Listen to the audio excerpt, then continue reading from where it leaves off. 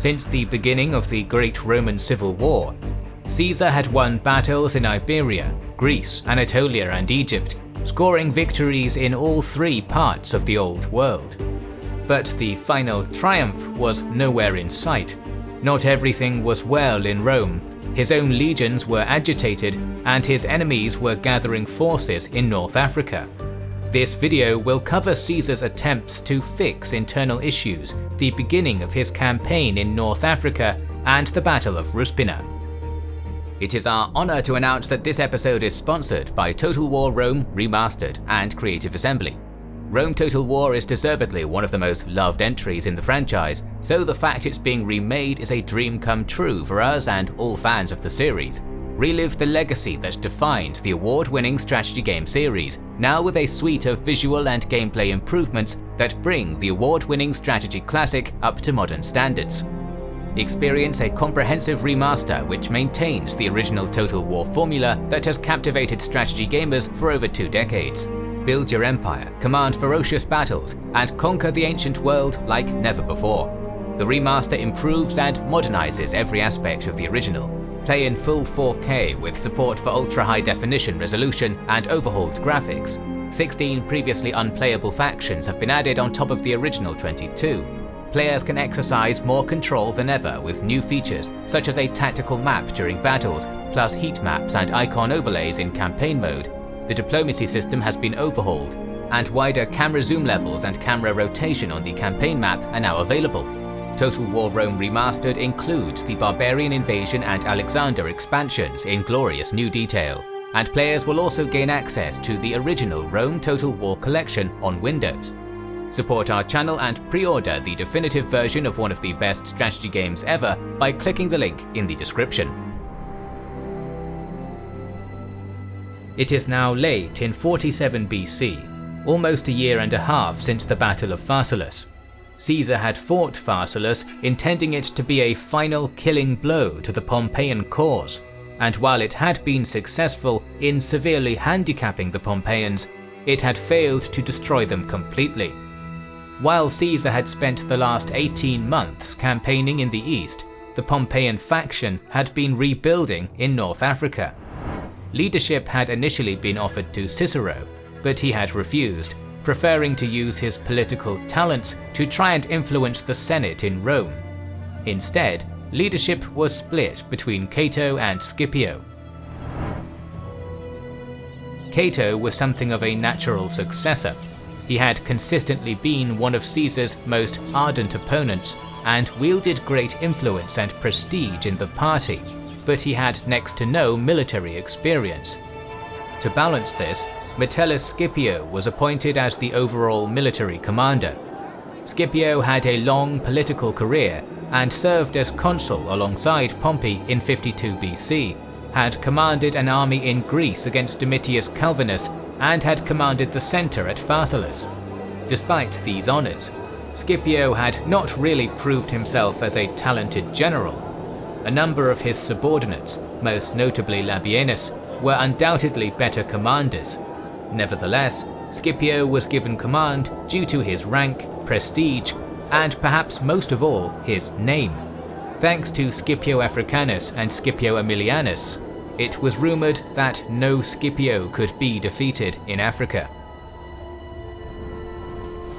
A new senate had been created in Utica, and a total of 14 legions mustered, 2 belonging to the governor of Africa, Publius Attius Varus, 8 newly formed, consisting of local conscripts, as well as veterans who escaped from Iberia and Greece after the defeats at Munda and Pharsalia, and 4 of Juba's Numidian legions, who were armed and trained in the Roman fashion, plus a huge amount of Numidian light infantry and cavalry, and 120 elephants. Pompey's son Gnaeus had been sent to Spain to try and capitalize on the pro-Pompeian mutiny that had occurred during Longinus's tenure as governor, and there was a rumour that the Pompeian faction was planning an invasion of Italy itself. Caesar was aware of the threat, and had initially planned an invasion from both the west and east. Longinus would land his Spanish legions and attack from the west, while Caesar would invade from Italy. Longinus's abysmal administration of his province had scuppered this plan, however. Caesar would need to invade himself, and without the reinforcements from Spain. Caesar's African War was about to begin. As Caesar returned to Italy from Asia Minor, he visited various client kings and rulers from in and around Greece, collecting money. Caesar had been recruiting massively throughout the civil war, spending almost all his personal money in the process, and the financial situation was dire. Even with the money collected from these rulers, he still needed more. Upon his arrival in Italy, he borrowed huge sums from individuals and cities alike. Caesar likely had no intention of repaying these huge debts, but in his opinion, the money was being spent on the public good, and so was no different from an official tax or levy. The money was given, but it cost Caesar popularity. Caesar was well aware of this fact, however, and worked hard to keep the people on side. Clearly, Caesar was well aware that to win any war, it is vital that the population at large is kept on side. There was one other major issue that Caesar needed to resolve before he could begin the invasion of Africa. 4 of his veteran legions left in Campania and picked to be part of the African campaign had mutinied a couple of months before Caesar's arrival in Italy. These legions had been campaigning continuously for 13 years and had been promised payment and discharge following the Battle of Pharsalia. Caesar's campaigns in Egypt and the East had delayed this, and with their general gone for almost a year, Antony had lost control, the legions going so far as to loot wealthy estates around Rome, and even killing 2 senators who had tried to negotiate with them. 4 veteran legions presented a very serious threat if they could not be placated. Caesar recognized this danger and even garrisoned Rome. He was advised not to risk negotiating in person, but Caesar knew that these men were some of his best soldiers and would be much needed in the campaigns to come. He met them alone at the Campus Martius. In reality, the legions were attempting to bluff Caesar, hoping that Caesar would not allow them to be discharged, and they would then push for more pay. Caesar called their bluff and disbanded them on the spot. Calling them citizens rather than soldiers, he promised they would all be paid in full and with interest after his conquest of Africa and subsequent triumph with other legions. Caesar continued, allotting the men land from public holdings as well as from his own. Caesar concluded by saying, "I really have no further need of you, yet even so I will pay you the rewards, that no one may say that after using you in danger I later showed myself ungrateful, even though you were unwilling to join my campaign while perfectly strong in body and able to carry through all the wars that remain." The legionaries were stunned. They considered themselves indispensable to Caesar and were shamed by how readily Caesar would use other legions to finish the war they had helped start, as well as by how generously and quickly he would reward them. For these men, Caesar was everything. They had become wealthy and famous under his leadership. Now they had attempted to blackmail him, had their bluff called, and were being put out to pasture. The legions then asked whether they could volunteer to join Caesar in Africa, but Caesar simply turned his back and began to walk away. Desperately, the men begged him to stay and re-enlist them. Caesar feigned indifference before agreeing to reinstate all but the 10th Legion. This legion was his favourite, and he made it clear that he was insulted that they in particular had joined the mutiny. Stung by his words, the 10th requested that Caesar decimate the legion, killing 1 in every 10 men as punishment so that they might be taken back into his favour.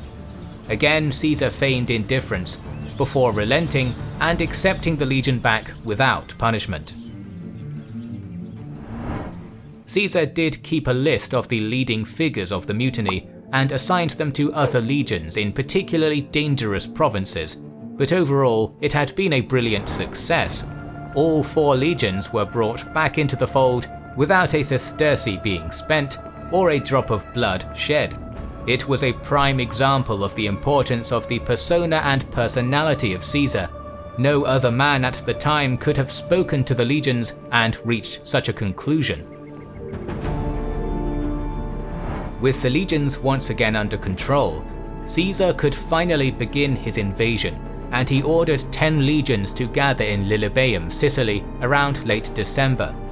Word had reached Caesar of the rumour that no Scipio could be defeated in Africa, and to counter these, he quickly found a minor member of the Scipio family to include in his officer's staff. He too now had a Scipio in his army. The veteran legions in Campania were still being organised for the campaign, but 6 legions were ready in Lilybaeum. 5 were relatively recently raised and untested. 1 was Caesar's veteran 5th Legion and some cohorts of the 10th, which had been stationed in Brundisium. Caesar was eager to sail as soon as possible, but the mutiny had delayed his plans, and he was now faced with bad weather. Never one for waiting, he embarked his men and ordered them to Africa at the first sign of a lull in the storms. Caesar spent 2 days in Sicily, giving instructions for the rest of the army when they arrived on the island, before setting sail himself on the 25th of December. He reached the African coast on the 28th of December, landing near Hadrumetum. In his eagerness to attack quickly, Caesar had risked the storms, and though most of his warships had managed to cross safely, many of his transports had been scattered, leaving him with just 3,000 infantry and 150 cavalry. Hadrumetum itself was under Optimate control, garrisoned by 10,000 Romans and Numidians under the command of Gaius Considius Longus and Gnaeus Calpurnius Piso. Caesar encamped just outside of the city on the coast. His men's morale was low due to the uncoordinated crossing, and they were blaming Caesar because, in his haste, he had not issued clear, written and sealed orders to his lieutenants as he usually did. They were right. Caesar's obsession with being quick had this time backfired. Caesar was in a dangerous position. If the Optimates sallied out of Hadrumetum, or if enemy reinforcements arrived, his small force could be caught against the coast. Initially, Caesar attempted to negotiate with Considius, but the messenger was killed and the message sent unread to Scipio. He had now spent a day and a night around Hadrumetum, and no more of his army had arrived. Caesar made some minor probing attacks on the city, but quickly decided he had neither the numbers nor amount of veterans needed to storm the city. To make matters worse, his scouts also reported that a large force of Numidian cavalry was closing in. With little choice left, Caesar broke camp and marched away from the city. As soon as he did, though, the Hadrumetum garrison sallied out, soon being joined by Juba's cavalry, which had just arrived. They seized the deserted camp, and the Numidian cavalry began harassing Caesar's men, forcing Caesar to halt and form a defensive line. Clearly, this had been the Optimate plan from the start. Rather than attack Caesar in a fortified camp, where he was known to be particularly dangerous, they had waited for a chance to catch him in the open.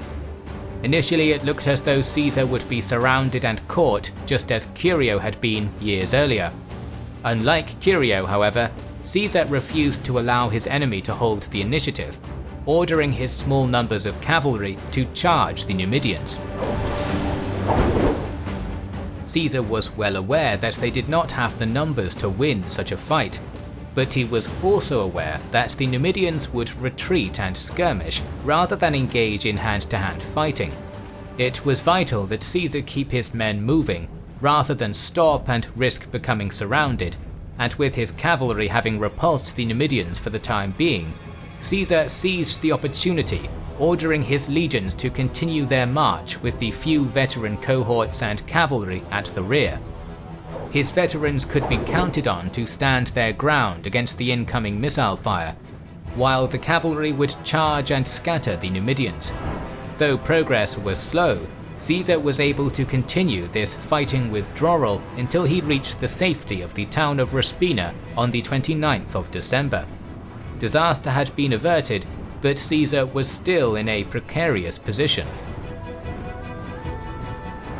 He next moved on to the town of Leptis on January 1st, where he was joined by some of his scattered transports. As well as his men being scattered, so too had his supplies. He attempted to forage off the land, but patrolling Numidian cavalry would ambush his men, making the task almost impossible. He sent requests to Sardinia, Sicily and other provinces for more grain, and focused on consolidating his position. He left 6 cohorts in Leptis, 1 legion in Ruspina, and took 7 cohorts of veterans from the 5th and 10th to the harbour, boarding his warships. He did not inform any of his men what his plan was, but his veterans were confident that Caesar would have a winning strategy. In fact, Caesar's plan was to set sail with the veterans to find the rest of his scattered fleet. Caesar had not told his men this because he was nervous that the garrisons in Ruspina or Leptis might be captured and reveal his plans. Clearly, Caesar was rattled and being cautious. Fortunately, the next day, a large number of the lost transports arrived, bringing much-needed numbers. With this larger force, he could now attempt to forage in security. He made camp at Ruspina, and then on the 4th of January set out with around 15,000 men, approximately half his total force, to forage for supplies. After marching 3 miles from Ruspina, his scouts brought news that the enemy was close and closing in fast. Quickly, Caesar ordered his small contingent of cavalry and archers to join him from Ruspina, while he rode ahead with his bodyguard to confirm the information. In the distance he saw a huge dust cloud approaching, and ordered his men to prepare for battle. In total, he would have 15,000 legionaries, 400 cavalry and 150 archers. The Optimate force facing him was significant. 12,000 of mostly light infantry, 8,000 Numidian cavalry, and 1,600 heavy cavalry, made up of Gallic and Germanic mercenaries, with a smaller force of a further 1,600 Numidian cavalry close by to reinforce. Perhaps the most dangerous aspect of the Optimate army, however, was its commanders. The main force was commanded by Caesar's once right-hand man Labienus himself, the reinforcements by Petreius. Labienus was undoubtedly the best general on the Optimate side, and his years of campaigning with Caesar had made him familiar with his tactics. Petreius was also talented and experienced, having 30 years of military experience, including having fought Caesar at Ilerda and Pharsalia. This would be a difficult fight. Looking to make the most of his large number of cavalry, Labienus deployed his men in a long, tightly packed line, with infantry interspersed among cavalry in order to hide his numbers. On both flanks he stationed his heavier cavalry. Caesar, aware that he could be easily outflanked, stretched his line to have as broad a front as possible, putting what missiles he had in front and the small amount of cavalry on the wings. He kept his men in position, not wanting to make the initial move. With his smaller numbers and the enemy's cavalry advantage, he thought it best to be defensive. Labienus, on the other hand, used his cavalry to quickly seize the nearby highlands, at the same time forcing Caesar's cavalry to stretch thin to try and counter any flanking attacks. Labienus was well aware of Caesar's style of battle, which relied upon having room to maneuver and using terrain advantages, and had now denied these to him. With these initial moves completed, Labienus began the battle. He ordered his men to charge the length of Caesar's line, Caesar's legions countercharging at the last minute. As they did though, the Numidian cavalry fell back, while the infantry hidden among them pinned Caesar's infantry. The Numidians then skirmished back and forth, pelting Caesar's line with javelins. His men attempted to charge the cavalry to chase them off, but Caesar gave strict orders for his men to hold the line. Meanwhile on the flanks, Caesar's cavalry, badly outnumbered, had been routed after a brief but brave struggle. Labienus now had Caesar's force entirely surrounded. At this point, Labienus removed his helmet and rode around the surrounded Caesarians, encouraging his men and mocking Caesar's, attempting to demoralize them. He mocked them as being raw recruits and for being foolhardy for following Caesar and being caught in their current predicament. A veteran of the 10th Legion from one of the cohorts who had crossed with Caesar recognized Labienus. Removing his helmet, he threw his javelin, shouting out that Labienus would know he was being attacked by a soldier of the 10th. Labienus's horse was killed, and Labienus was taken from the battlefield after it fell on him. Nevertheless, Caesar's men were still struggling, attacked from all sides, and they could do little except protect themselves from the hail of missiles from the Numidian troops. It was a dire situation, and panic was spreading, and an Aquilifer even attempted to flee, forcing Caesar to grab him, turn him to face the enemy, and push him forward to the front. The day was coming to an end, and Caesar knew that he needed to reach his defences around Ruspina before nightfall, or else lose his army. He ordered every other cohort to turn around, his line now fighting on two fronts, and gave the order for them to throw a hail of pila and charge in both directions. It is a testament to the training of Roman legions that such a maneuver could be organized and executed in the midst of battle. Taken by surprise by this sudden attack, the Numidian light infantry and cavalry pulled back to skirmish and avoid hand-to-hand fighting. Caesar seized the opportunity and began withdrawing his forces from the battlefield as quickly as possible. As he did, Petreius arrived with his reinforcements. With these fresh troops, the Optimate force pursued Caesar's men, looking to re-engage. This time, Caesar took the initiative, ordering his men to turn and charge their pursuers. Petreius was wounded in the skirmish, while the Numidians once again fell back, not wanting to be pinned in melee. This time, Caesar continued to push them back over the high ground. Caesar paused his men here, wanting to see if the enemy would attack now that he had the terrain advantage. The Optimates were exhausted, had both commanders injured, and had inflicted as much damage as they could in a day. They each withdrew to their camp, Caesar's men also withdrawing to Ruspina. The casualties for both armies are not known, but given the encirclement of the Caesarian troops, it is likely they suffered more than the Optimates. Caesar had very nearly lost the entire campaign. If Labienus had not been wounded, he may have been able to better control the Optimate army and keep the pressure on Caesar, leaving no chance for him to escape. But Caesar was saved by his own strategic talent, his men's training, and luck with the wounding of both enemy commanders. Nevertheless, Caesar had managed to avoid having his whole army destroyed, as had happened to Curio. He would be able to consolidate and seek a more favourable engagement later. Caesar's African war was not over yet, so make sure you are subscribed and have pressed the bell button to see the next video in the series. Please consider liking, commenting and sharing, it helps immensely. Our videos would be impossible without our kind patrons and YouTube channel members, whose ranks you can join via the links in the description to know our schedule, get early access to our videos, access our Discord, and much more. This is the Kings and Generals channel, and we will catch you on the next one.